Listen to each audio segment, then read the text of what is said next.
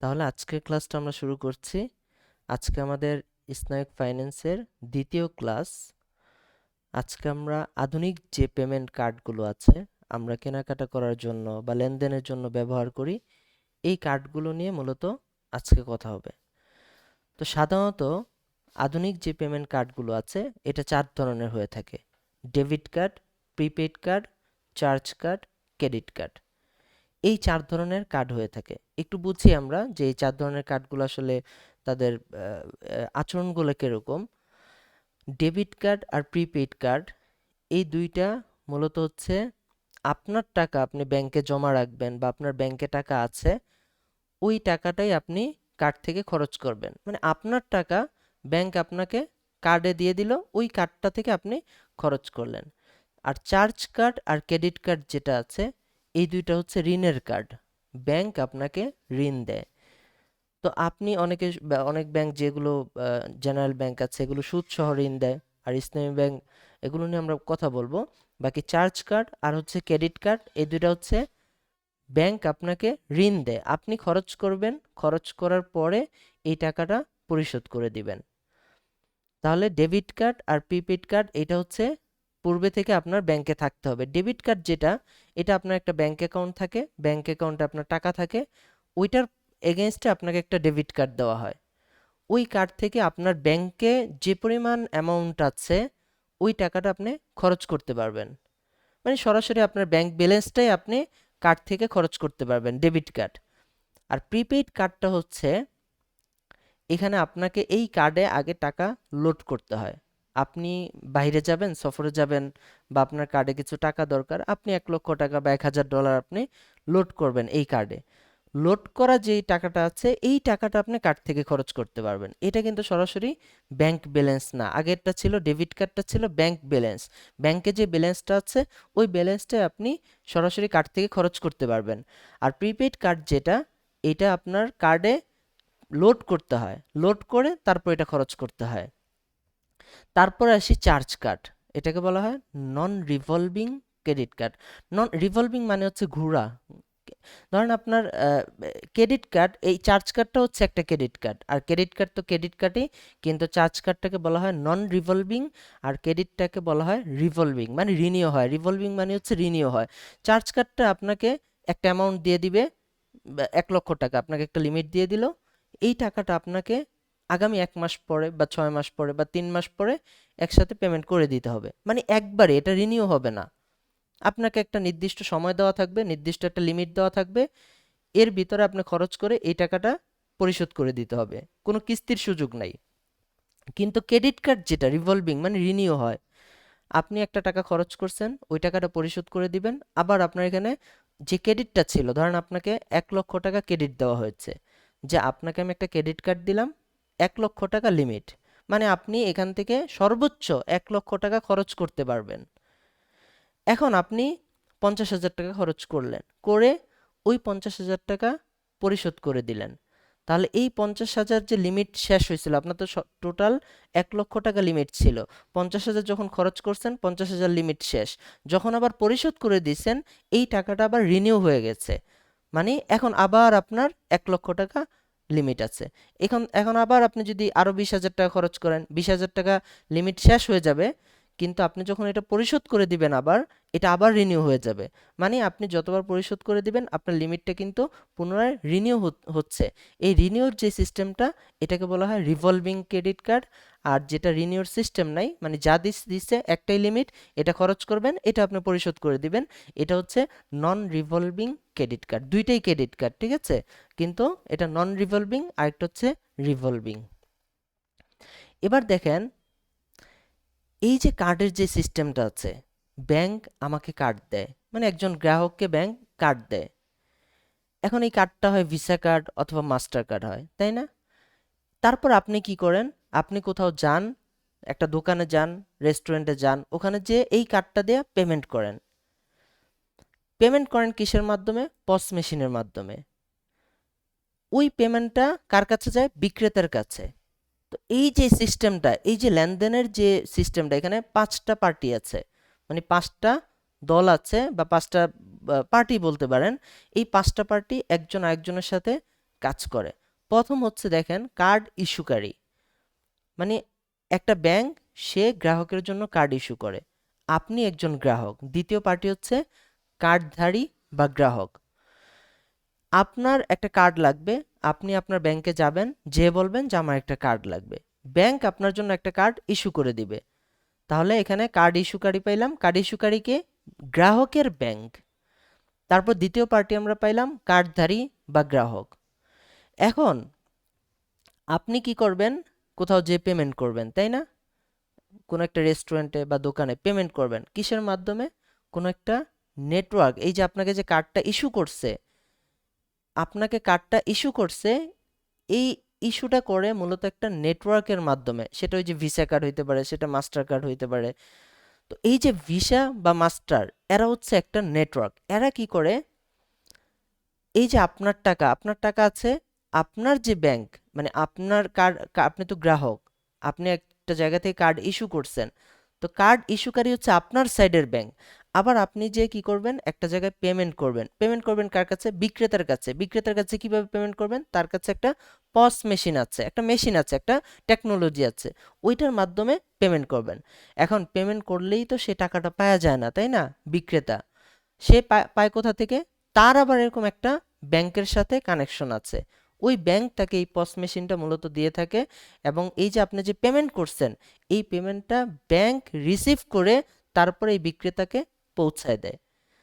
এবং এই যে সিস্টেমটা, এই যে একজন কার্ড ইস্যু করলো, আবার যে আরেক জায়গায় পেমেন্ট করলো, পেমেন্ট করার পরে পস মেশিনের মাধ্যমে ওই যে বিক্রেতা আছে তার ব্যাংকের কাছে গেল, এই যে পুরো প্রসেসটা, এই যে পস মেশিনের মাধ্যমে যে কাজ করে, এইটা করা হচ্ছে নেটওয়ার্ক। তাহলে আমরা এখানে পাঁচটা পার্টি পাইছি। একটা হচ্ছে কার্ড ইস্যুকারী, আরেকটা হচ্ছে গ্রাহক, গ্রাহকের কার্ড যে ইস্যু করে তাকে কার্ড ইস্যুকারী ধরা হয়েছে, মানে কোনো একটা ব্যাংক বা আর্থিক প্রতিষ্ঠান গ্রাহকের নামে কার্ড ইস্যু করে। তৃতীয় পার্টি হচ্ছে কার্ড গ্রহণকারী বা বিক্রেতা। ওই যে রেস্টুরেন্টে বিক্রেতা বসে আছে একটা পস মেশিন নিয়ে, আপনি যে ওইখানে পেমেন্ট করবেন, তাহলে সে হচ্ছে কার্ড অ্যাকসেপ্টর বা মার্চেন্ট। এটা হচ্ছে তৃতীয় পার্টি। চতুর্থ পার্টি হচ্ছে এই যে ব্যাংক, এই যে বিক্রেতা, বিক্রেতা যে পস মেশিনের মাধ্যমে টাকাটা মানে এ, পাইছে, এই টাকাটা তার কাছে আসবে কিভাবে? সে যে কার্ডটা অ্যাকসেপ্ট করলো, এই টাকাটা তার কাছে আসবে কিভাবে? আপনি তো টাকা দেন নাই, আপনি হচ্ছে কার্ডটা সোয়াপ করছেন। সে কি করবে? সে একটা ব্যাংকের সাথে কানেক্টেড থাকে, ওই ব্যাংক এই টাকাটা তার কাছে পৌঁছায় দিবে। ওই ব্যাংকটাকে বলা হয় একুয়ারার। একুয়ারার বা ব্যাংক অফ দ্য মার্চেন্ট, ঠিক আছে? মানে মার্চেন্টের ব্যাংক। এখানে দুইটা ব্যাংকের কাজ, তাই না? গ্রাহকের একটা ব্যাংকের সাথে চুক্তি থাকবে বা কানেকশন থাকবে, মার্চেন্ট বা বিক্রেতা যিনি, তার আবার আরেকটা ব্যাংকের সাথে কানেকশন থাকবে। আর এই যে পুরো প্রসেসটা, এই পুরো প্রসেসটা টেকনোলজি দিয়ে বা এক ব্যাংকের সাথে আরেক ব্যাংকের যে পেমেন্ট সেটেলমেন্ট আছে বা আর্থিক সমন্বয় আছে, এই পুরো সিস্টেমটা পরিচালনা করে মূলত কার্ড নেটওয়ার্কিং এর মাধ্যমে। এটা কি? ওই যে ভিসা বা মাস্টার কার্ড, তারা এই পুরো সিস্টেমটা কাজ করতে হেল্প করে। কোনো টেকনোলজি লাগলে বা প্রসেসিং যেটাই লাগে, সেটা তারা দিয়ে হেল্প করে। তাহলে মূল কথা, এখানে আমরা আধুনিক কার্ড ব্যবস্থায় জড়িত পাঁচটা পক্ষের ব্যাপারে এখানে দেখলাম। একটা হচ্ছে কার্ড ইস্যুকারী, আরেকটা হচ্ছে গ্রাহক, আরেকটা হচ্ছে মার্চেন্ট বা বিক্রেতা, আরেকটা হচ্ছে একুয়ারার বা ব্যাংক অফ দ্য মার্চেন্ট, আর আরেকটা হচ্ছে কার্ড নেটওয়ার্ক। এটা হচ্ছে পাঁচটা পার্টি। এবার আমরা দেখব যে এই যে একজন আরেকজনের সাথে যে কাজ করে, এই যে পক্ষগুলো এক পক্ষ আরেক পক্ষগুলোর সাথে যে কাজ করে, এই কাজের ভিতরে কোন ধরনের সম্পর্ক রয়েছে বা তারা কিভাবে কাজ করে থাকে। প্রথমত দেখেন, কার্ড ইস্যুকারী এবং কার্ডধারী বা গ্রাহক যিনি আছেন, তাদের মাঝে একটা সম্পর্ক আছে। সম্পর্কটা কি? এই যে ব্যাংক গ্রাহককে একটা কার্ড ইস্যু করে দেয়, এই যে একটা কাজ করে, এই কাজটা বা এই সম্পর্কটাকে বলা হয় সেবা প্রদান। সেবা প্রদান করছে, এর বিনিময়ে সে পারিশ্রমিক নিচ্ছে, এই এই এই সম্পর্কটাকে বলা হয় সেবা প্রদান। তারপর দেখেন, এখন এই যে কার্ড যে ইস্যু করে দিল, এখানে বেশ কিছু বিষয় আছে। যেমন কেউ কেউ কি করে, নিজের ব্যাংকে ব্যালেন্স আছে, বললো আমাকে ডেবিট কার্ড দাও, এখান থেকে মূলত সে টাকা খরচ করে। তো এই যে নিজের ব্যাংক থেকে যদি সে টাকা খরচ করে, তার মানে কি? ধরেন আপনার কাছে ব্যাংকে ব্যালেন্স আছে, আপনি একটা ডেবিট কার্ড কার্ড ইউজ করতেছেন, এই কার্ড থেকে আপনি কোনো একজন বিক্রেতাকে বা মার্চেন্টকে পেমেন্ট করলেন। এখানে পেমেন্ট করলে এই যে ব্যাংকের এখানে কাজ কি? মূলত আপনার টাকা সে আপনার অ্যাকাউন্ট থেকে নিয়ে মূলত বিক্রেতাকে সে দিয়ে দিবে। এই জিনিসটা যদি আপনি ক্রেডিট কার্ড ইউজ করেন তাহলে কীরকম হবে? আপনি যে বিক্রেতা বা মার্চেন্টের ওই পস মেশিনে বা রেস্টুরেন্টে পেমেন্ট করছেন, এখন ব্যাংক আপনার পক্ষ থেকে ওই মার্চেন্ট বা বিক্রেতাকে টাকা দিয়ে দিবে আপনার পক্ষ থেকে। এখানে কিন্তু আপনার টাকা নাই যখন আপনি ক্রেডিট কার্ড ইউজ করতেছেন। তার মানে আপনার পক্ষ থেকে টাকাটা দিয়ে দিল, মানে কি? মানে ব্যাংক আপনাকে একটা ঋণ দিল, ঠিক আছে? সর্বশেষ দেখেন আরেকটা বিষয় আছে। ব্যাংক কি করে অনেক সময়, যে ক্রেডিট কার্ড দেয় বা ডেবিট কার্ড দেয়, একটা কার্ড ইস্যু করে, বলে যে এই কার্ডটা আমি দিব, তবে তোমাকে এই পরিমাণ টাকা ব্লক রাখতে হবে বা জামানত রাখতে হবে, গ্যারান্টি রাখতে হবে। অনেক সময় আছে না যে কার্ড নিয়ে হারিয়ে গেল, তাকে আর খুঁজে পাওয়া যাচ্ছে না, তাই না? সে কার্ড নিয়ে বিভিন্ন জায়গায় খরচ করতেছে, তো পরবর্তীতে তাকে কিভাবে ধরবে? তো এই জন্য যদি বিশ্বস্ততা বা ওরকম কোনো সম্পর্ক না থাকে, কোনো গ্যারান্টর না থাকে, তাহলে এই টাকা, নির্দিষ্ট একটা পরিমাণ টাকা চাইলে কার্ড ইস্যুকারী ব্যাংক এখানে গ্যারান্টি হিসেবে রাখতে পারে বা জামানত হিসেবে রাখতে পারে, ঠিক আছে? এবার দেখেন দ্বিতীয়, একুয়ারার বা বিক্রেতার যে ব্যাংক আছে, ওই ব্যাংকের সাথে কার্ড গ্রহণকারী বা মার্চেন্ট বা বিক্রেতার মধ্যকার কি সম্পর্ক থাকে? এখানে মূলত ব্যাংক বিক্রেতাকে একটা পস মেশিন প্রদান করে, যেন গ্রাহকের কাছ থেকে সে পেমেন্ট অ্যাকসেপ্ট করতে পারে, এই জন্য তাকে একটা পস মেশিন দেয়। এবং এই যে কার্ড নেটওয়ার্ক এবং রিকভারি এজেন্সির সাথে মিলে পুরো এই যে প্রসেসটা, পেমেন্টের যে সিস্টেমটা, এটা সে সম্পূর্ণ করে। এই সম্পর্কটাও বলা হয়েছে যে সে একটা সেবা প্রদান করছে, এটা একটা সেবা প্রদানের একটা সম্পর্ক। এখন দেখেন সর্বশেষ কার্ড নেটওয়ার্ক এবং অন্যান্য যে পক্ষ আছে সবার সাথে এই কার্ড নেটওয়ার্কিং এর সম্পর্ক কি? তারাও মূলত একটা সেবা প্রদানের সম্পর্ক। এক ব্যাংকের সাথে আরেক ব্যাংকের যে পেমেন্ট সেটেলমেন্ট আছে বা আর্থিক যে সমন্বয় করা দরকার, বা এই যে পুরো সিস্টেমটা পরিচালনা করার জন্য যে টেকনোলজি দরকার বা যে হেল্পটুকু দরকার, এই পুরো বিষয়টা সে সেবা হিসেবে প্রদান করে থাকে, মানে সার্ভিস দিচ্ছে আর কি, সহজ কথায়, ঠিক আছে? তাহলে আমরা দেখলাম কার্ড ইস্যুকারীর সাথে কার্ড গ্রাহকের সম্পর্কটা হচ্ছে সেবা প্রদানের, এবং যে একুয়ারার আছে বা ব্যাংক অফ দ্য মার্চেন্ট আছে, তার সাথে যে বিক্রেতা বা মার্চেন্ট আছে তার সম্পর্কটাও সেবা প্রদানের। আর এই যে কার্ড নেটওয়ার্কিং এর নেটওয়ার্ক যে আছে, ভিসা বা মাস্টার কার্ড, তারা সবার সাথে মূলত এই সেবা প্রদানেরই সম্পর্কটা থাকে। এবং এই কথাটা কেন আমরা বললাম? কারণ আপনি যদি সেবা প্রদান করেন তাহলে এর বিনিময়ে কিন্তু পারিশ্রমিক নেওয়া যায়, ঠিক আছে? এই জন্য মূলত এই তাদের প্রত্যেকের ফিকহি দৃষ্টিকোণ থেকে সম্পর্কগুলো আমরা দেখে নিলাম। এবার দেখেন, এই যে আমরা যে 4 ধরনের কার্ড উপরে পড়ে আসলাম, এই 4 ধরনের কার্ডের কিছু বৈশিষ্ট্য আমরা দেখব, যে ব্যাংকে মূলত এগুলো কিভাবে কাজ করে বা এগুলো কিভাবে ইস্যু করা হয়, এর ফিগুলো কিভাবে কি করে, এই বিষয়গুলো নিয়ে আমরা মূলত একটু দেখব। প্রথম বৈশিষ্ট্য হচ্ছে ডেবিট কার্ড মূলত আপনার অ্যাকাউন্টে, ব্যাংক অ্যাকাউন্টে যে টাকাটা আছে ওই টাকাটা আপনি খরচ করতে পারবেন, অর্থাৎ যে পরিমাণ টাকা আছে ওই পরিমাণ টাকা আপনি খরচ করতে পারবেন।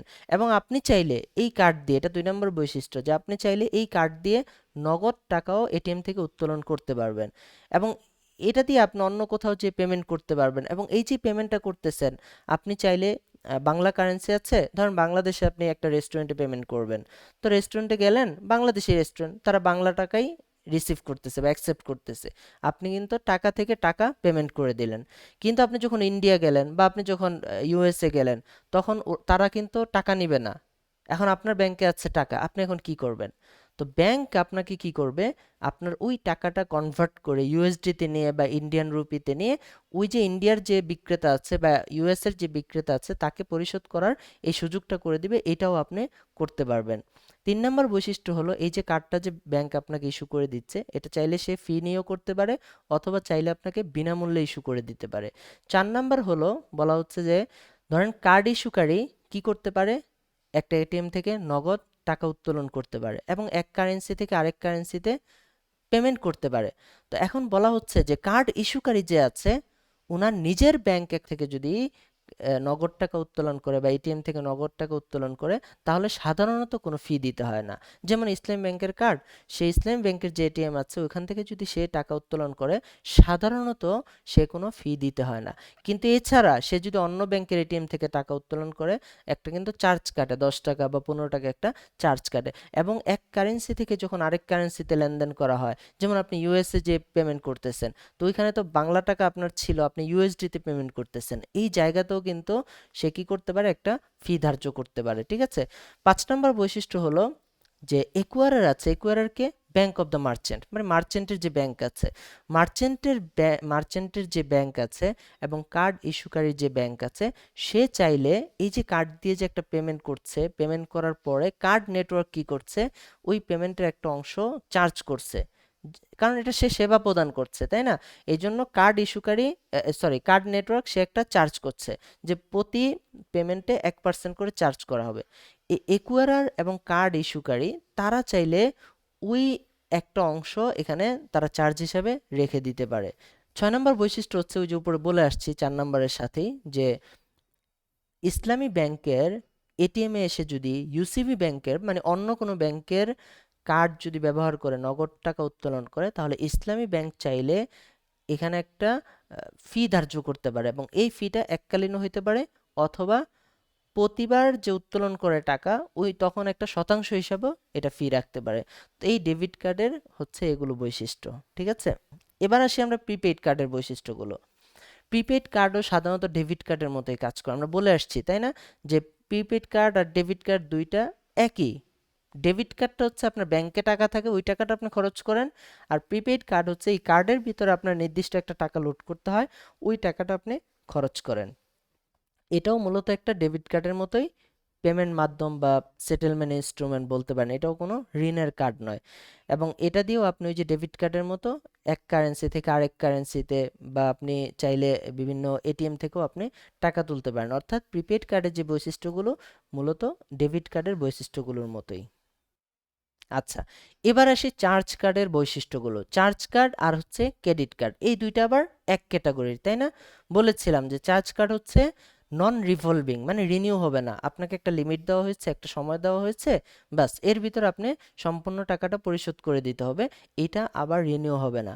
কিন্তু আপনি যখন ক্রেডিট কার্ড যেটা ইউজ করবেন, মানে রিভলভিং ক্রেডিট কার্ড, ওইটা কিন্তু রিনিউ হয়, মানে আপনি একটা টাকা খরচ করছেন, লিমিট কমে গেছে, ওই টাকাটা পরিশোধ করে দিবেন, লিমিটটা আবার পূর্ণ হয়ে যাবে, আবার খরচ করবেন, কমে যাবে, আবার পরিশোধ করে দিবেন, আবার লিমিটটা পূর্ণ হয়ে যাবে, এভাবে আপনি এটা কিস্তি কিস্তি করেও দেওয়ার সুযোগ আছে, এই রিভলভিং আর হচ্ছে নন রিভলভিং।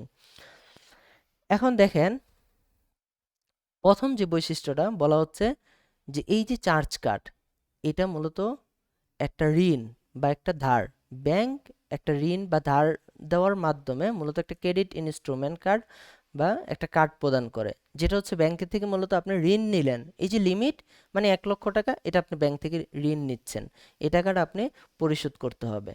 এবং এই টাকাটা দিয়ে 2 নম্বর বৈশিষ্ট্য, এই টাকাটা দিয়েও আপনি ডেবিট কার্ডের মতো কি করতে পারবেন, আপনি ওই যে কি বলে এটিএম এ যে টাকা তুলতে পারবেন, এবং বিভিন্ন জায়গায় যে কেনাকাটা করতে পারবেন, টিকিট কিনতে পারবেন, এক কারেন্সি থেকে আরেক কারেন্সিতে আপনি পেমেন্ট করতে পারবেন। এবং এখানে রিভলভিং ক্রেডিটের সুবিধা নাই, যেটা বললাম, যেটা রিনিউ হয় না।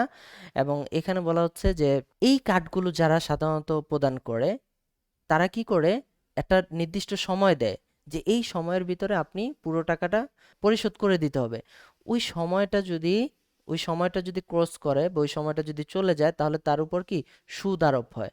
সাধারণত জেনারেল যে ব্যাংকগুলো আছে, তারা এই যে সময়টা যদি চলে যায়, তাহলে এটার উপরে সুদ আরোপ করে। কিন্তু এখানে প্রতিষ্ঠান যেগুলো, আমাদের ইসলামিক ফাইন্যান্সে যদি আমরা প্রতিষ্ঠান বলি, তাহলে বোঝা যাবে যেগুলো হচ্ছে ইসলামী ব্যাংক। তো ইসলামী ব্যাংক যেগুলো আছে, তারা হচ্ছে এই কার্ডগুলোর উপর সুদ নিতে পারবে না বা সুদ ধার্য করে না, ঠিক আছে? কিন্তু অন্যান্য জেনারেল যে ব্যাংকগুলো আছে, ওই ব্যাংকগুলো কিন্তু এখানে সুদ আরোপ করে থাকে। এখন দেখেন, উপরে যখন আমরা ডেবিট কার্ডের যেই বৈশিষ্ট্যটা পড়ে আসছিলাম, ওখানে বলা হচ্ছিল যে আপনি যখন কেনাকাটা করবেন, এর একটা পার্সেন্টেজ ইস্যুয়ারার মানে গ্রাহকের যে ব্যাংক, এবং হচ্ছে ব্যাংক অফ দ্য মার্চেন্টের যে ব্যাংক আছে, দুই ব্যাংকই কিন্তু এখান থেকে একটা পার্সেন্টেজ বা একটা চার্জ করতে পারবে, তাই না? ডেবিট কার্ডের ওখানে পড়ছিলাম, কিন্তু চার্জ কার্ডের এখানে কিন্তু একটু সূক্ষ্ম পার্থক্য আছে। সূক্ষ্ম পার্থক্যটা হচ্ছে, চার্জ কার্ড দিয়ে যদি পেমেন্ট করে, এখানে যিনি ইস্যুয়ারার আছে মানে গ্রাহকের যে ব্যাংক আছে, সে কিন্তু এখানে কোনো চার্জ করতে পারবে না, কিন্তু মার্চেন্টের যে ব্যাংক আছে সে পারবে। কেন পারবে না আর কেন পারবে? কারণ হচ্ছে চার্জ কার্ডটা হচ্ছে মূলত একটা ঋণ কার্ড। তো ঋণ যখন দিয়েছে আপনি, এখানে অতিরিক্ত সুবিধা নেওয়া যাবে না, অতিরিক্ত সুবিধা নিলেই এটা সুদ। ঋণ কে দিছে? ঋণটা দিয়েছে কিন্তু গ্রাহকের ব্যাংক গ্রাহককে দিছে, ওই মার্চেন্টের যে ব্যাংক আছে উনি কিন্তু দেয় নাই। তাহলে মার্চেন্টের ব্যাংক এখান থেকে একটা পেমেন্ট করলে এখান থেকে একটা চার্জ নিলে কোনো সমস্যা নাই, কিন্তু গ্রাহকের যে ব্যাংক আছে, ইস্যুয়ার কার্ড ইস্যুয়ার যিনি আছে, সে এখান থেকে কোনো চার্জ নিলে সমস্যা আছে, কারণ সে তো ঋণ দিয়েছে। ঋণ দেওয়ার পরে এখান থেকে অতিরিক্ত কোনো সুবিধা নেওয়া যাবে না। তবে এখানে ইস্যুয়ারের কার্ড যেটা করতে পারে, ইস্যুয়ারের কার্ড করতে পারে কি, গ্রাহকের কাছ থেকে না নিয়ে মার্চেন্ট যে আছে তার কাছ থেকে একটা চার্জ নিতে পারে, যে তোমার সাথে তো আমার এরকম একটা কমিউনিকেশন আছে বা এরকম একটা নেটওয়ার্কিং আছে, তো এই যে আমি যেহেতু একটা নেটওয়ার্কিং এর ভিতরে আছি, তো আমার কার্ড দিয়ে যদি পেমেন্ট করে তাহলে আমি তোমার কাছ থেকে এই পরিমাণ চার্জ করব। এই ইস্যুয়ার আর কার্ড মানে গ্রাহকের যে ব্যাংক আছে সে মার্চেন্টের ব্যাংকের কাছ থেকে সরাসরি নিতে পারে, কিন্তু গ্রাহকের কাছ থেকে সে সরাসরি কোনো চার্জ নিতে পারবে না। তারপরে দেখেন, অন্য প্রতিষ্ঠানের ইস্যু করা কার্ড ব্যবহার করে যদি এটিএম থেকে নগদ অর্থ উত্তোলন করা হয় ওই ডেবিট কার্ডের মতোই, তাহলে একটা চার্জ এখানে বসাইতে পারে, মানে অন্য ব্যাংকের এটিএম ব্যবহার করলে সেখানে একটা চার্জ হইতে পারে, এটাতে কোনো সমস্যা নাই, কারণ এখানে তো ঋণের যে সম্পর্ক ওইটা নাই। তারপরে বলা হচ্ছে যে কার্ড নেটওয়ার্কিং এর মাধ্যমে বিক্রেতাকে পণ্য সেবার মূল্য বুঝিয়ে দিতে কার্ড ইস্যুকারী ব্যাংক বাধ্য থাকবে। বলা হচ্ছে এই যে বিক্রেতাকে যে পেমেন্টটা করছে গ্রাহক, টাকা তো গ্রাহকের না, টাকা কার? গ্রাহকের ব্যাংকের, কারণ সে একটা কার্ড দিয়েছে, ঋণ দিছে। এখন এই গ্রাহক যদি যে কোথাও পেমেন্ট করে, ওই বিক্রেতাকে কার্ড নেটওয়ার্কিং এর মাধ্যমে এই যে যে টাকাটা আছে এই টাকাটা বুঝায় দিতে ইস্যুকারী ব্যাংক বাধ্য থাকবে। যদিও টাকাটা গ্রাহকের না, কিন্তু ঋণ তো দিয়েছে, যেহেতু ঋণ দিয়েছে এই জন্য ইস্যুকারী ব্যাংক এটাতে বাধ্য থাকবে।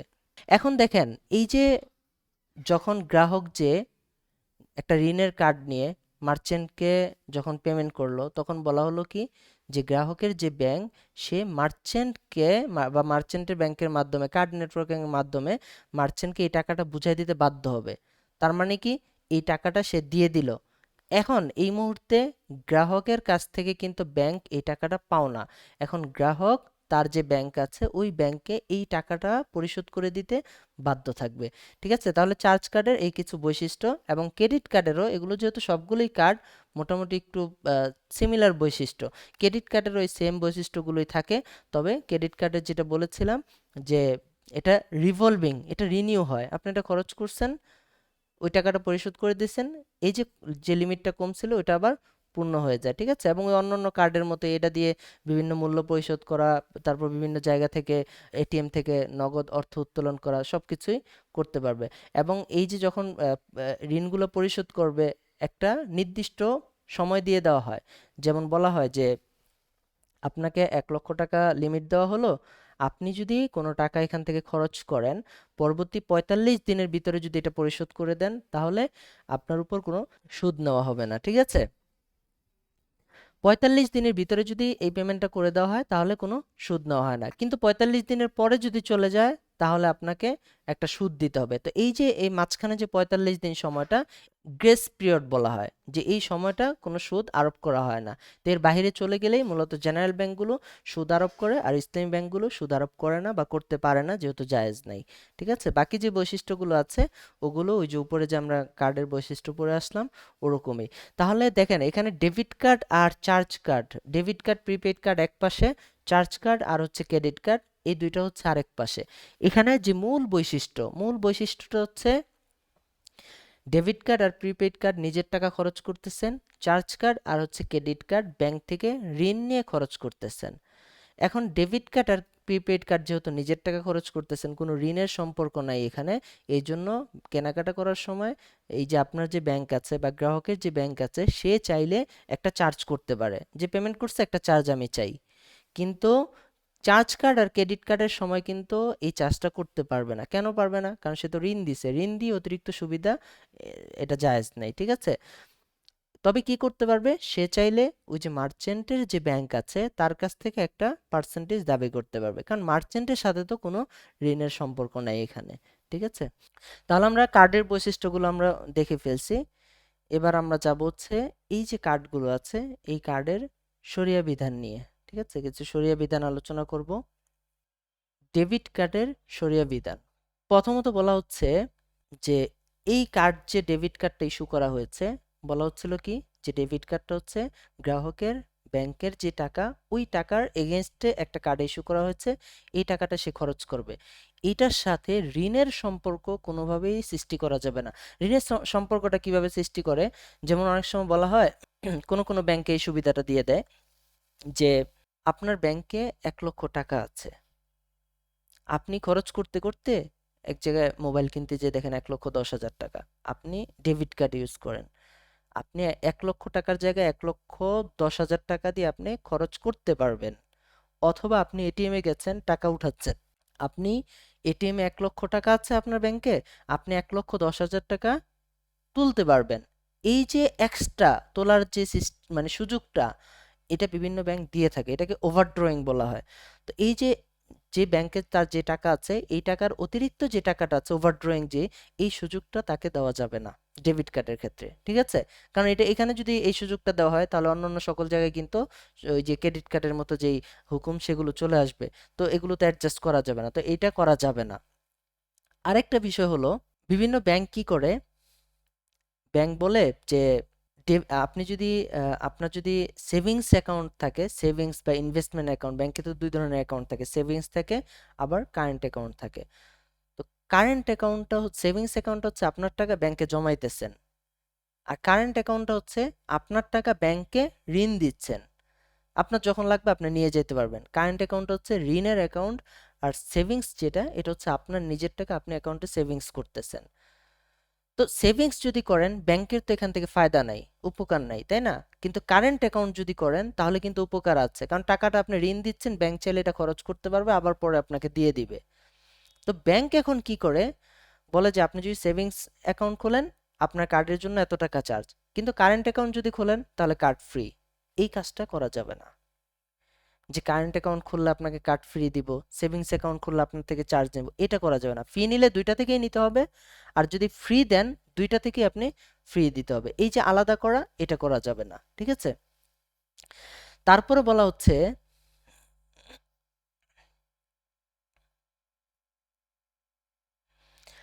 ব্যাংক কি করে, কখনো কখনো কার্ডের যে কখনো কার্ডে যে খরচ আছে, ওই খরচটা সেই ইস্যু করার সময় নিয়ে থাকে, অথবা অনেক সময় ফ্রি দেয়, অথবা গ্রাহককে এরকম কোনো সুবিধা দেয়, ধরেন আপনার কার্ড আছে, এই কার্ড দ্বারা কি করবে, লাউঞ্জে যেতে পারবে, বা বিভিন্ন জিনিস কেনাকাটার সময় ডিসকাউন্ট পাবে, বা এক্সট্রা একটা সুবিধা দিল, যে কোনো সুবিধা হইতে পারে।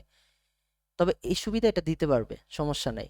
সমস্যা হলো, এই সুবিধা দেওয়ার জন্য নির্দিষ্ট পরিমাণ টাকা ব্লক করা যাবে না। ব্যাংক বলে যে আপনি যদি 1 লক্ষ টাকা পরিমাণ ব্যাংকে রাখেন সব সময়, মানে 1 বছর সময় আপনি 1 লক্ষ টাকা উঠাইতে পারবেন না, তাহলে আপনাকে আমি এই সুবিধাটা দিব। যদি আপনি উঠায় ফেলান, আপনি এই সুবিধাটা পাবেন না। এরকম শর্তযুক্ত যদি করে, তাহলে জায়েজ নাই, কিন্তু শর্ত ছাড়া যদি করে, তাহলে জায়েজ আছে। ডেবিট কার্ডের এই হচ্ছে শরিয়া বিধান। প্রিপেইড কার্ডের ক্ষেত্রে ডেবিট কার্ডের মতোই, ওই যে তার যে পরিমাণ টাকা আছে লোড করা, এর অতিরিক্ত সে খরচ করতে পারবে না। আচ্ছা, আরেকটা কথা বলি, এখানে যে যে ওভারড্রয়িং এর যে সুযোগটা দেওয়া হচ্ছে, যে যেই টাকা আছে তার চেয়ে অতিরিক্ত খরচ করার যে সুযোগটা দেওয়া হচ্ছে, এখানে ব্যাংক কি করে, এক্সট্রা একটা চার্জ করে। তো এই যে এক্সট্রা চার্জ বা নির্দিষ্ট চার্জের বিনিময়ে সে এই ওভারড্রয়িং এর সুযোগটা দেওয়া যাবে না। তবে সে যদি কোনো চার্জ না করে, একেবারে ঋণ হিসাবে দেয়, যে না, যেটা খরচ হয়েছে এটা আপনাকে দিয়ে দিব কর্দা হাসানা হিসাবে, তাহলে জায়েজ আছে। কিন্তু ব্যাংক কি করে, এখানে একটা চার্জ করে, এই চার্জের জন্য এটা জায়েজ নাই। কিন্তু ব্যাংক কি করে, চার্জ ছাড়া তো আপনাকে দিবে না, আপনাকে কেন ঋণ দিবে, তাই না? একটা সুবিধা তার লাগবে না, বেনিফিট লাগবে না, তো শুধু শুধু দেয় না, একটা চার্জ নেয়, এই জন্য এই ওভারড্রয়িং এর এটা জায়েজ নেই। তারপরে দেখেন আরেকটা বিষয়, এই ডেবিট কার্ড এবং ক্রেডিট কার্ডের, আপনি যখন এক কারেন্সি থেকে আরেক কারেন্সিতে লেনদেন করেন বা পেমেন্ট করেন, বা হচ্ছে আপনি লোড করেন, যেটাই করেন, এই পুরো প্রসেসিং এর ভিতরে এই যে কারেন্সি লেনদেন, মুদ্রা লেনদেন, গত ক্লাসে মুদ্রা লেনদেনের যে শর্তগুলো বলা হয়েছিল, মূল শর্ত ছিল দুইটা। ওই একটা হচ্ছে যে কারেন্সি লেনদেনে তাৎক্ষণিক লেনদেনটা সম্পূর্ণ হতে হবে, বা তাৎক্ষণিক দখল থাকতে হবে। দ্বিতীয় শর্ত বলা হয়েছিল যে কম বেশি করা যাবে না যদি সেম কারেন্সি হয়। সেম কারেন্সি হলে কম বেশি করা যাবে না। এই যে মুদ্রা লেনদেনের যে দুইটা মূল শর্ত ছিল এবং আরো নিয়ম কানুন আমরা পড়েছিলাম, এইগুলো এখানে প্রযোজ্য হবে যদি আপনি এই যে মুদ্রা লেনদেন করতে যান বা কারেন্সি এক্সচেঞ্জ করতে যান এই কার্ডের মাধ্যমে। ধরেন আপনার এখানে আছে আপনি বাংলা টাকা, আপনি বিদেশে যে যে ইউএসডি তে খরচ করবেন, তাই না? তো এই যে এখানে এক্সচেঞ্জ হয়, ওই এক্সচেঞ্জের ক্ষেত্রে নিয়মগুলো, আমাদের যে মুদ্রা লেনদেনের যে নিয়মগুলো ছিল, সরিয়ে যে বিধানগুলো ছিল, ওগুলো এখানে প্রযোজ্য হবে। আচ্ছা, চার্জ কার্ডের সরিয়ে বিধান বলা হচ্ছে যে চার্জ কার্ড তো একটা ঋণের কার্ড, তাই না? আপনাকে একটা ঋণ দেওয়া হয়। তো এই ঋণের সাথে কোনো অতিরিক্ত ফি বা কোনো সুদ এখানে সম্পৃক্ত করা যাবে না বা সুদের কোনো শর্ত রাখা যাবে না। এবং বলা হচ্ছে যে কার্ড ইস্যুকারী যখন বলে যে আমি এই পরিমাণ লিমিটের কার্ড দিব, এর বিপরীতে গ্যারান্টি বা জামানত রাখতে হবে, ওই জামানতটা গ্রাহকের যেখানে ইচ্ছে সেখানে রাখবে। সে চাইলে সেভিংস অ্যাকাউন্টে রাখবে, সে চাইলে কারেন্ট অ্যাকাউন্টে রাখবে। এটা ব্যাংক থেকে বলা যাবে না যে আপনি কারেন্ট অ্যাকাউন্টে রাখেন তাহলে আপনাকে এই সুযোগটা দিব, কিন্তু সেভিংস অ্যাকাউন্টে রাখলে এটা দিব না। আপনার গ্যারান্টি, আপনার জামানতের টাকাটা অবশ্যই কারেন্ট অ্যাকাউন্টে রাখতে হবে, এই ধরনের শর্ত দেওয়া যাবে না। ক্রেডিট কার্ডের ক্ষেত্রে সেম, চার্জ কার্ড এটাও ক্রেডিট কার্ড, ওইটাও ক্রেডিট কার্ড, তাই না? তো এখানে ওই সেম কথাই যে কিস্তি পরিশোধের সাথে সুদের সম্পর্ক করা যাবে না, যে কিস্তি পরিশোধ করতে দেরি হয়েছে তাহলে সুদ ধার্য হবে না, এটা করা যাবে না, এটা জায়েজ নেই, ঠিক আছে? এবার দেখেন কার্ডের উপর ধার্যকৃত ফি এবং চার্জ সমূহ। প্রাইমারি কার্ড হোক বা সাপ্লিমেন্টারি কার্ড হোক, যে কোনো ধরনের কার্ডই হোক, এগুলোকে মূলত, এগুলোর যে খরচ আছে, যে চার্জগুলো আছে, এই চার্জগুলোকে মূলত দুই ভাগে ভাগ করে দেওয়া হয়। এক ভাগ হচ্ছে যে আপনি এই জায়গাগুলোতে অ্যাকচুয়াল যে ডিরেক্ট কস্ট আছে, মানে আপনি একটা ক্রেডিট কার্ড নেবেন, আপনার এখানে ধরেন একটা ডকুমেন্ট আনতে হবে, ওইটা প্রিন্ট করতে হবে বা এক জায়গা থেকে ইস্যু করে আনতে হবে, ওখানে ওখান থেকে আনতে গেলে আপনার একটা টাকা ওখানে ফি দিতে হবে। এই যে অ্যাকচুয়াল যে ডিরেক্ট কস্ট আছে, এই কস্টে বা ভাড়া লাগবে, এই ভাড়াটা আপনি নিতে পারবেন, মানে যে অ্যাকচুয়াল ডিরেক্ট কস্ট আছে এগুলো নিতে পারবেন, এর বেশি নেওয়া জায়েজ নেই। এইটা হচ্ছে এক ধরনের ভাগ। আরেক ধরনের ভাগ হচ্ছে যে এইটা আপনি গ্রাহকের সাথে কথা বলে আপনার মন মতো আপনি নিতে পারবেন, কোনো সমস্যা নেই। গ্রাহকের সাথে পারস্পরিক চুক্তির ভিত্তিতে যে কোনো ফি নির্ধারণ করা যায়, এই দুই ভাগ করে দেওয়া হচ্ছে। তো এই যে যেটা, এটা হচ্ছে যে ফিগুলো প্রকৃত খরচের চেয়ে বেশি নেওয়া জায়েজ নেই, প্রকৃত অ্যাকচুয়াল যে ডিরেক্ট কস্ট আছে। যেমন দেখেন ক্রেডিট কার্ড বা ঋণ ভিত্তিক যে কার্ড আছে, ওই কার্ডের ক্ষেত্রে কার্ড ইস্যু করা, কার্ড নবায়ন করা, কার্ড প্রতিস্থাপন করা, এই জায়গাগুলোতে অ্যাকচুয়াল যে কস্টগুলো আছে, মানে বাস্তবে যেগুলো খরচ হয়, যেটা মুনাফা না, মুনাফা যদি হয় ওটা জায়েজ নাই, খরচ যেটা হয় ওইটা এখানে ধরা জায়েজ আছে। কার্ড ইস্যু করা, নবায়ন করা বা রিপ্লেসমেন্ট করার ক্ষেত্রে যে ফিটা আছে, এই ফিগুলো এখানে ধরা যাবে। তারপরে ব্যাংকের নিজস্ব এটিএম থেকে নগদ যখন টাকা তোলে, ওইখানেও অ্যাকচুয়াল যে কস্টগুলো আছে, ধরেন এটিএম এর ম্যানেজমেন্ট একটা খরচ চায়, তাই না? ওই খরচটা ভাগ করে অনুমান করে ওই অতটুকু নেওয়া যাবে, বেশি নেওয়া যাবে না, অ্যাকচুয়াল যে কস্ট আছে।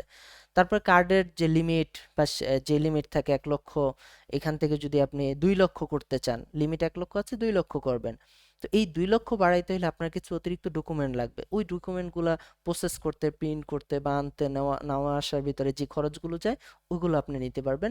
মুনাফার উদ্দেশ্যে কোনো অতিরিক্ত চার্জ করা যাবে না।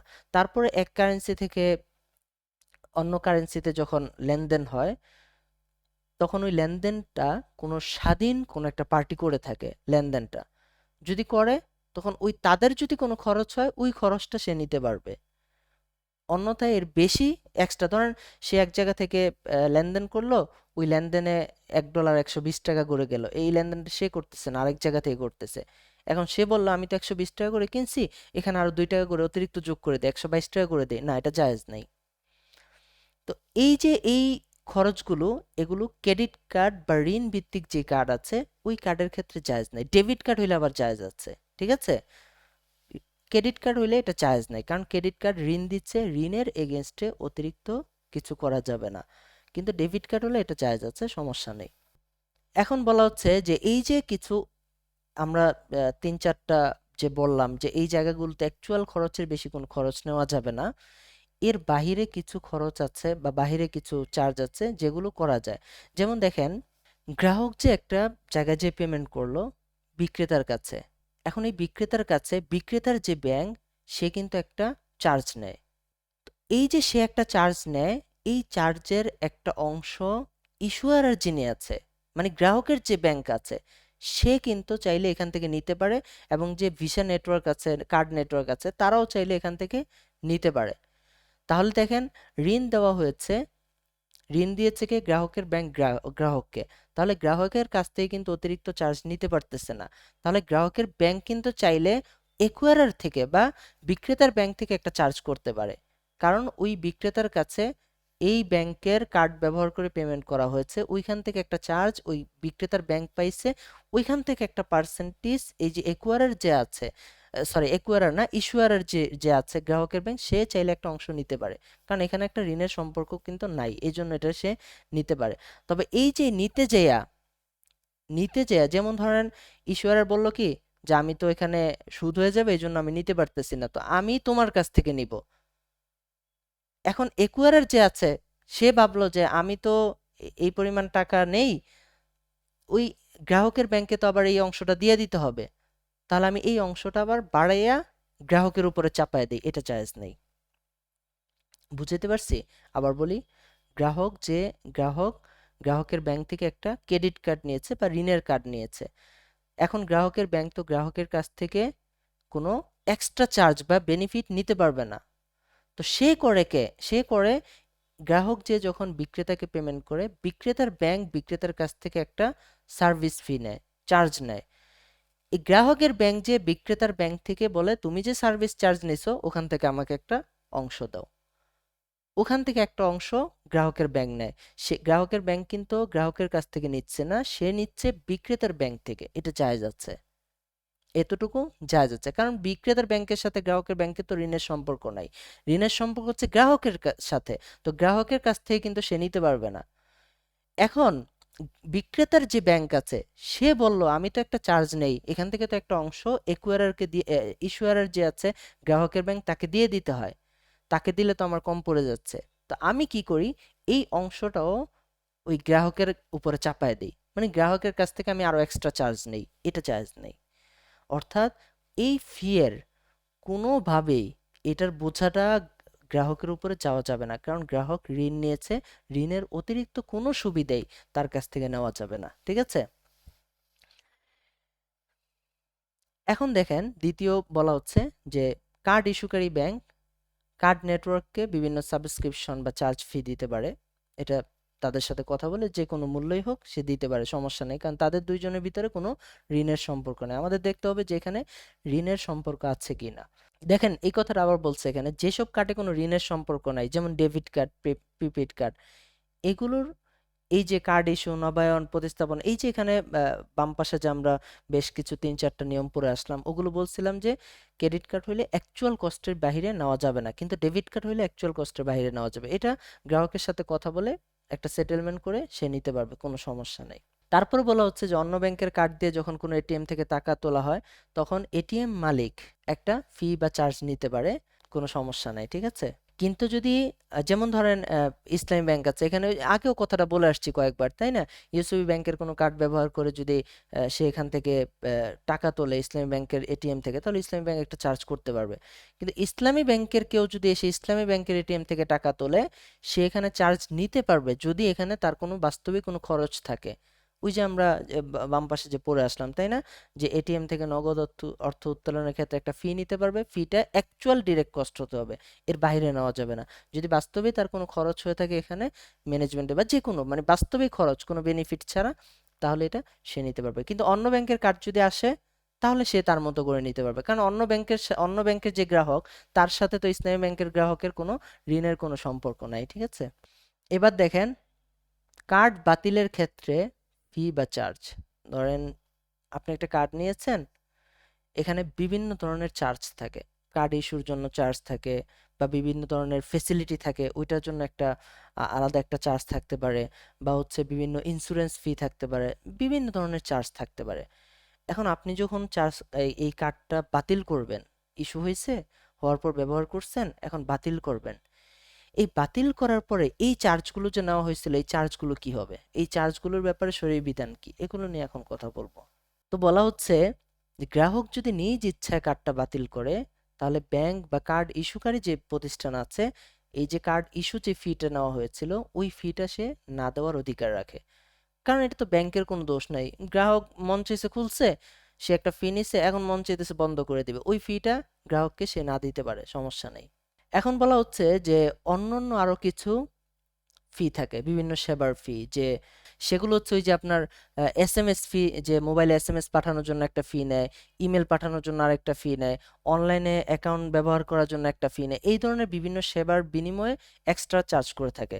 তো বলছে যে সে যদি কার্ডটা বাতিল করে দেয়, তাহলে এই যে এক্সট্রা সেবার যে চার্জগুলো, এগুলো আনুপাতিক হারে সে কাইটে রাখতে পারে। যেমন 1 বছরের জন্য চার্জ রাখছিল, এখন 6 মাস হয়েছে, তো 6 মাসের সমপরিমাণ টাকা ব্যাংক রাখবে, বাকিটা দিয়ে দিবে, এটা সে করতে পারে। এখন কিছু ফি আছে একত্রে দিয়ে দেয় বা এককালীন দিয়ে দেয়, ওইটাও হিসাব করে আনুপাতিক হারে রাইখা বাকিটা দিয়ে দিতে পারে। এখানে আবার কিছু বিষয় আছে, থার্ড পার্টি কিছু সেবা থাকে, ওই যে বললাম ইন্স্যুরেন্স ফি বা আরো বিভিন্ন সেবা থাকে, বা ধরুন মাস্টার কার্ড, ভিসা কার্ড, তাদের পক্ষ থেকে কোনো সেবা থাকে নির্দিষ্ট একটা ফি দেওয়ার পরিবর্তে, ওইটা হচ্ছে থার্ড পার্টি। তাদের কাছে ইন্স্যুরেন্সের এই পরিমাণ টাকা জমা দিলে তারা হচ্ছে এই সার্ভিসগুলো দিয়ে থাকে, ওটা থার্ড পার্টি। তো বলছে যে এই থার্ড পার্টির যে ফি গুলো আছে বা এই যে যে সার্ভিসগুলো আছে, এইগুলো যদি পুনর্ব্যবহারের সুযোগ না থাকে বা ফেরত না পাওয়ার সুযোগ থাকে, তাহলে গ্রাহককে এটা না দেওয়ার অধিকার আছে। ব্যাংক কোথা থেকে দিবে? এটা তো থার্ড পার্টির সাথে সম্পৃক্ত, ও তারা দিবে না, ব্যাংকও দিতে পারবে না, সমস্যা নাই। এখন বলছে যে ব্যাংক যদি কার্ডটা বাতিল করে, এতক্ষণ তো বলা হলো যে গ্রাহক যদি নিজ ইচ্ছায় কার্ডটা বাতিল করে, এখন ব্যাংক যদি বাতিল করে গ্রাহকের কোনো ভুলের কারণে বা শরীয়তসম্মত কোনো বৈধ কারণে, যে কোনো একটা ইস্যু ছিল, এই কার্ডটা এখন বাতিল করতে হচ্ছে, শরিয়া বোর্ড থেকে নির্দেশ আসছে যে এটা বাতিল করতে হবে, এইভাবে কার্ডটা পরিচালনা করা যাবে না। এখানে দুইটা বিষয়, যে গ্রাহকের কোনো ভুলের কারণে যদি বাতিল হয়, তাহলে গ্রাহক নিজ ইচ্ছে বাতিল করলে যে বিধান ছিল ওই বিধানটা এখানে, যে না ওই যে যে ইন্স্যুরেন্স ফি আছে এটা না দিলেও চলবে, তারপর হচ্ছে বাকি যে সেবার ফি গুলো আছে আনুপাতিক হারে রাইখা দিবে। কিন্তু ব্যাংকের কারণে যদি বাতিল হয়, তাহলে ব্যাংক এই ফি গুলো দিয়ে দিবে। তারপরে দেখেন কার্ড নেটওয়ার্ক ব্যবহার করা, যেমন ব্যাংক যদি আপনাকে এই কার্ডের সুবিধাগুলো দিতে হয়, কার্ড নেটওয়ার্কের বিভিন্ন সদস্য পদ আছে, সদস্য পদ গ্রহণ করা, তারপর এই কার্ডের মাধ্যমে মুদ্রা বিনিময় বা হচ্ছে সোনা রূপার মূল্য পরিশোধ করা বা অন্য কারেন্সিতে ব্যবহার করা, এই বিষয়ে শরিয়ার বেশ কিছু নির্দেশনা আছে, সেগুলো আমরা এখন দেখব। বলা হচ্ছে যে ইসলামিক আর্থিক প্রতিষ্ঠান বা ইসলামিক ব্যাংক যেগুলো আছে, এগুলো ভিসা বা মাস্টার কার্ডের মতো নেটওয়ার্কের সদস্য হওয়া সম্পূর্ণ জায়েজ আছে। তবে শর্ত হলো এটার সাথে যদি কোনো সুদ বা জরিমানার সম্পর্ক থাকে কোনো বিশেষ সার্ভিসের সাথে বা কোনো কিছুর সাথে, ওইগুলো পরিহার করে চলতে হবে, তাহলে জায়েজ আছে। তারপরে এই প্রতিষ্ঠানগুলো কার্ড নেটওয়ার্কে বিভিন্ন সাবস্ক্রিপশন ফি বা সার্ভিস ফি বা অন্যান্য যে কোনো ফি যেগুলো কার্ড নেটওয়ার্ক থেকে হয়ে থাকে, এগুলো চায়, এগুলো তারা দিতে পারবে, এটা জায়েজ আছে। তারপর কার্ড নেটওয়ার্ক মাঝে মাঝে বিভিন্ন ধরনের প্রণোদনা বা ইনসেনটিভ বা আর্থিক বিভিন্ন সুবিধা দিয়ে থাকে, এই যে গ্রাহক আছে গ্রাহকদের জন্য, এগুলো বা ব্যাংকের জন্য দিয়ে থাকে, এগুলো নেওয়া জায়েজ আছে, সমস্যা নাই। এখন বলা হচ্ছে যে কার্ডের মাধ্যমে মুদ্রা বিনিময় বা সোনার উপর মূল্য পরিশোধ করা জায়েজ আছে কিনা? হ্যাঁ, জায়েজ আছে। তবে এই ক্ষেত্রেও ওই যে আমরা যে গত ক্লাসে মুদ্রা লেনদেনের যে মূলনীতিগুলো পড়ে আসছি, ওগুলো মাইনা চলতে হবে, ঠিক আছে? যে তাৎক্ষণিক লেনদেন করতে হবে এবং হচ্ছে একই কারেন্সি হলে কম বেশি করা যাবে না। আচ্ছা, এবার দেখেন বলা হলো অন্য কারেন্সিতে বা মুদ্রায় যদি এই কার্ডটা ব্যবহার করা হয়, তাহলে কিছু হুকুম। ওই যে একই হুকুম, যে ডেবিট কার্ড যদি ব্যবহার করে তাহলে তার মতো করে সে আহ, একটা সার্ভিস চার্জ নিতে পারবে, কিন্তু ক্রেডিট কার্ড যদি ব্যবহার করে তাহলে অ্যাকচুয়াল কস্টের বেশি সে ব্যবহার করতে পারবে না। এখানে আরেকটা বিষয় হলো, আহ, উদাহরণ দিয়ে বুঝাই। ধরেন আপনার কাছে একটা কার্ড আছে, আপনার কার্ডে বাংলা টাকা আছে। এখন আপনি ইউএসএ গেছেন, ইউএসএ যাওয়ার পরে বাংলা টাকা আপনার কাছে নাই, আপনাকে ইউএস ডলারে পেমেন্ট করতে হবে। আপনি এখন কি করবেন? ব্যাংক কি করতে পারে, এই আপনার বাংলা টাকাটা এক্সচেঞ্জ করে ইউএসডিতে নিয়ে ইউএসডিতে আপনাকে পেমেন্ট করার যে সুবিধা আছে, এই সুবিধাটা আপনি দিতে পারে একটা স্বাধীন সেবাদানকারী প্রতিষ্ঠানের মতো। এবং এই যে এক্সচেঞ্জটা যে করতেছে, ওই এক্সচেঞ্জের যে চার্জ বা হচ্ছে যে খরচ বা হচ্ছে যে ফি ধরা দরকার বা যেই রেট ধরা দরকার, ওগুলো ওই যে স্বাধীনভাবে একটা এক্সচেঞ্জের জন্য ওই যে মুদ্রা বিনিময়ের যে নিয়মগুলো ছিল ওইভাবে সে করতে পারে। এটা একটা দিক। এবার এটা হচ্ছে গ্রাহকের দিক থেকে, গ্রাহকের ব্যাংক গ্রাহককে এই সুবিধাটা দিতে পারে। এবার বিক্রেতার ব্যাংক যে একুয়ারার আছে সেও বিক্রেতাকে একই ধরনের সুবিধা দিতে পারে। কিভাবে? ধরেন বিক্রেতা হচ্ছে ইউএসএ থাকে, তার ব্যাংক হচ্ছে ইউএসডিতে। এখন সে পেমেন্ট রিসিভ করতেছে ইউরোতে, তারপর হচ্ছে জিবিবিতে, মানে বিভিন্ন দেশের কারেন্সিতে পেমেন্ট রিসিভ করতেছে। ইকুয়েডরের যে ব্যাংক আছে সে এগুলোকে এক্সচেঞ্জ করে বিক্রেতাকে ইউএসডিতে পেমেন্ট দিতে পারে। এইখানেও ওই যে এক্সচেঞ্জ রেট হবে, ইউরো থেকে এত টাকা আসছে, ইউরো থেকে ডলার এক্সচেঞ্জ হবে এইভাবে। তারপর জিবিপিতে এত টাকা আসছে, ওইটা আবার ডলার এক্সচেঞ্জ হবে এইভাবে। সবগুলোকে এক্সচেঞ্জ করে ডলারে বিক্রেতাকে পেমেন্টটা নেওয়ার সুবিধা করে দিতে পারে। ঠিক আছে, দুই দিক থেকে করতে পারে। গ্রাহকের ব্যাংক গ্রাহককে ভিন্ন কারেন্সিতে পেমেন্টের সুবিধা দিতে পারে, আর বিক্রেতার ব্যাংক বিক্রেতাকে সকল দেশের কারেন্সিতে পেমেন্ট নেওয়ার যে সুবিধা নিয়ে তার কারেন্সিতে তাকে পেমেন্ট অ্যাকসেপ্ট করার, মানে পেমেন্টটা গ্রহণ করার এই সুবিধাটাও তাকে দিতে পারে। এবার দেখেন, কার্ড ইস্যুকারী যে প্রতিষ্ঠান আছে, অর্থাৎ ব্যাংক অথবা কার্ড নেটওয়ার্ক মানে ভিসা বা মাস্টার কার্ড, তারা বিভিন্ন ধরনের সুবিধা দিয়ে থাকে। কোন ধরনের সুবিধা নেওয়া জায়েজ আছে, কোন ধরনের সুবিধা নেওয়া জায়েজ নাই, এটার একটা সামারি। শরীয়ত পরিপন্থী কোনো সুবিধা নেওয়া যাবে না, প্রদানও করা যাবে না।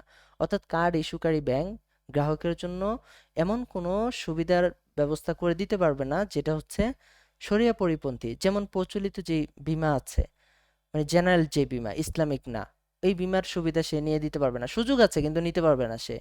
শরিয়া নির্দিষ্ট স্থানে প্রবেশের সুযোগ আছে ফ্রিতে, এটা নিয়ে দিতে পারবে না। অবৈধ কোনো উপহার এটাও নিয়ে দিতে পারবে না। তবে শরিয়া সম্মত কিছু সুবিধা আছে যেগুলো দেওয়া যায়, ওইগুলো সে দিতে পারবে। যেমন বৈধ উপহার, ডিসকাউন্ট, অথবা সেবা পেতে অগ্রাধিকার, যে এই কার্ডটা যদি তার কাছে থাকে সে ভিআইপি মেম্বার হিসেবে ট্রিট পাবে, সে সবগুলো কাজে অগ্রাধিকার পাবে। হোটেল বা এয়ারলাইন্স এখানে বিশেষ সুবিধা পাইতে পারে, অগ্রাধিকার পাইতে পারে, অথবা ডিসকাউন্ট পাইতে পারে। এয়ার এয়ার মাইলস দিতে পারে, যেমন এয়ার মাইলস যদি যুক্ত হয় তাহলে ওইখানে যে টিকিট কেনার সময় কিছু টাকা ডিসকাউন্ট হয়। ফ্রি টক টাইম দিতে পারে, হোটেলে বিনামূল্যে রাত যাপনের সুবিধাও দিতে পারে। বিভিন্ন কার্ড দিয়ে থাকে, যেই কার্ডটা তার কাছে থাকবে সে অমুক হোটেলে 1 রাত বা 2 রাত বিনামূল্যে থাকতে পারবে, ক্যাশব্যাক সুবিধা দিতে পারবে। এই সুবিধাগুলো সে দিতে পারবে। তবে এখানে শর্ত আছে যে এই সুবিধাগুলো দেওয়ার জন্য, এই যে ক্যাশব্যাক বা মূল্য ছাড় এগুলো দেওয়ার অজুহাতে কার্ডের যে স্বাভাবিক ফি আছে ওইটা কোনোভাবেই বাড়ানো যাবে না। যে সাধারণত সবার কাছ থেকে এত টাকা নেওয়া হয়, কিন্তু এই সুবিধাগুলো দিচ্ছে, এগুলো ফ্রিতে দিলে ঠিক আছে, কিন্তু এইটার অজুহাতে যে দিব বলে কার্ডের ফি বাড়ায় দিল না, এটা জায়েজ নেই।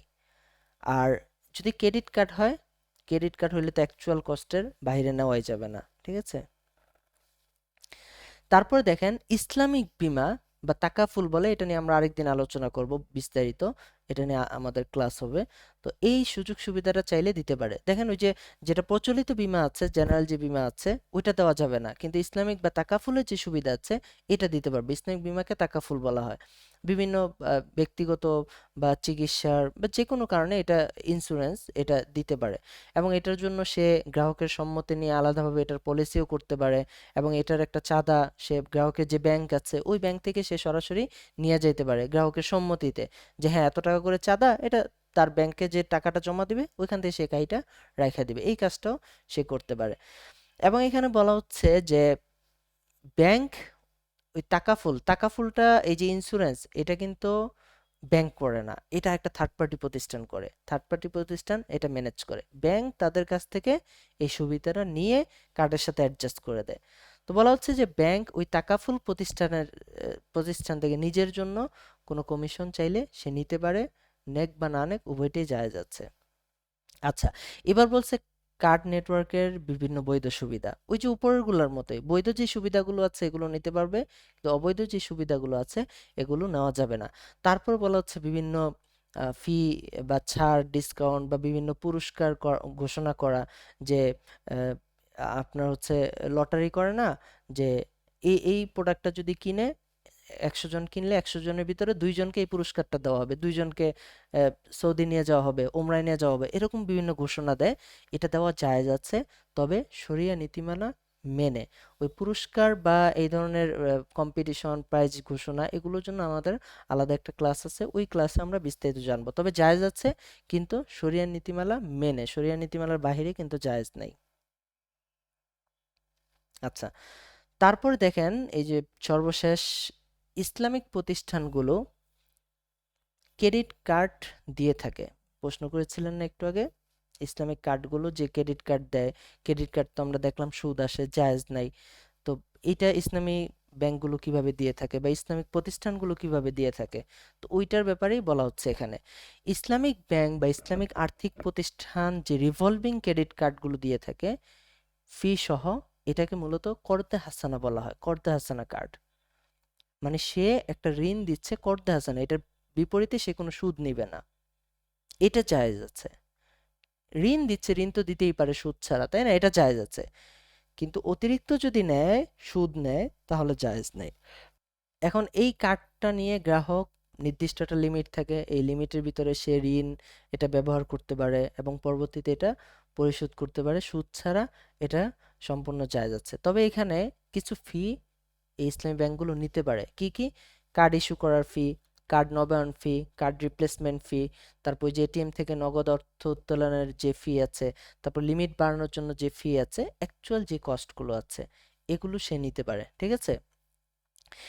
এই ফিগুলো সাধারণত এই যে ব্যাংকের যে অপারেশনাল যে কস্টিং আছে, ব্যাংকিং সেবার যে খরচ আছে, এন্ট্রি, নগদ উত্তোলনের যে খরচ আছে, বিভিন্ন ডকুমেন্ট প্রসেসিং এর যে খরচ আছে, এই খরচগুলো এখান থেকে সে নিতে পারে।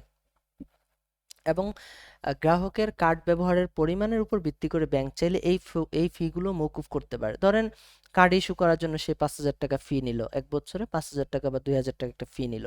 এখন এটা বলতে পারে যে কার্ড যদি 100 বার এটা দিয়ে পারচেস করা হয়, তাহলে এই ফিটা সম্পূর্ণ ফ্রি। এই ধরনের সুযোগ দেওয়া জায়েজ আছে। তারপরে দেখেন যে এই কার্ডের ফি এবং চার্জ সংক্রান্ত যে নিয়মগুলো আছে, মানে ঋণের কার্ডে অ্যাকচুয়াল কস্টের বাইরে নেওয়া যাবে না, এই বিধান মেনে আর্থিক প্রতিষ্ঠান, ইসলামিক আর্থিক প্রতিষ্ঠান বা ইসলামী ব্যাংকগুলো এই ধরনের কার্ড ইস্যু করতে পারে। আরেক ধরনের কার্ড তারা ইস্যু করে, দেখেন সেটা হচ্ছে তাওয়াররুক ভিত্তিক কার্ড, তাওয়াররুক বলা হয়। তাওয়াররুক ভিত্তিক কার্ড এটা কি? তাওয়াররুকটা আগে বুঝছেন।